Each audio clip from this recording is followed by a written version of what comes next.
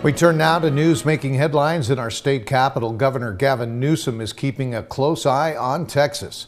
President Donald Trump is pushing for redistricting there to pick up more Republican seats in the 2026 primary elections. And Newsom is threatening to hit back with his own redistricting plan here in California if Republicans in Texas start redrawing their maps. 17's Capitol correspondent Eitan Wallace has more.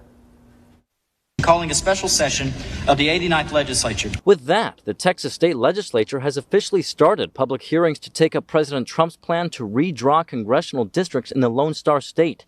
Trump believes doing so ahead of the 2026 election could help Republicans win more seats in the U.S. House of Representatives. Just a very simple redrawing, we pick up 5 seats. Texas Republican leaders moving forward with the first part of the process. For their part, they said it was important the first hearings take input from everyday Texans. We want to hear from the public about what revisions should occur, if any. That's the purpose of today's hearing. A hearing that largely featured members of the public opposed to Trump's plan. These future maps are going to divide our communities so badly that we will no longer have a fair representation in Congress. We would never, ever, ever let a con man from New York tell us Texas what to do. The hearings come less than 1 week after California Governor Gavin Newsom met in Sacramento with Texas Democratic leaders. Newsom saying he will consider redrawing California's congressional districts to help pick up Democratic congressional seats if Texas Republicans move forward with Trump's plan. They're not screwing around. We cannot afford to screw around either. We have got to fight fire with fire. But Common Cause, a nonpartisan nonprofit organization dedicated to independent redistricting, is calling out both Newsom and Trump. Common Cause notes California already has an independent redistricting commission, something they call the gold standard.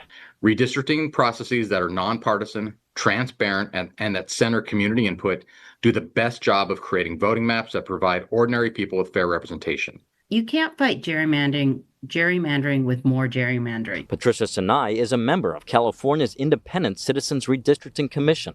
Independent redistricting commissions work because they put people first, not special interests or political parties. The people are in control. Handing the power to incumbent legislators, lobbyists, and special interests will bring back the political gamemanship that brought us to the independent redistricting in the first place. We can't afford to sacrifice the truly democratic process for short-term solutions. We must do what we can to preserve the California Citizen Redistricting Commission and independent redistricting throughout the state of California. And to be clear, Newsom has not made any final decisions on this. He says that will depend on the actions of the Texas legislature. Should Newsom move forward with his plan, he can either go to his legislature or directly to the voters to change the redistricting process in California. At the state capitol, Eitan Wallace, 17 News.